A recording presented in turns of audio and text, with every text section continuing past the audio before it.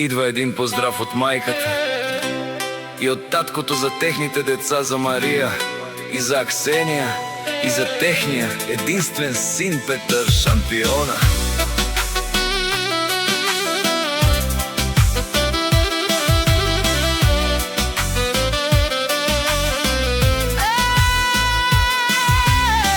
Идва един поздрав от майката и от таткото за техните деца, за Мария и за Аксения и за техния единствен син Петър, шампиона.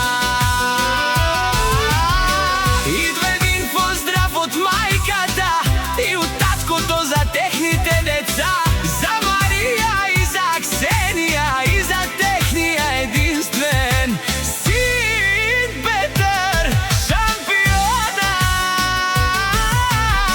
Идва един поздрав от майката и от таткото за техните деца, за Мария и за Аксения и за техния единствен син Петър, шампиона.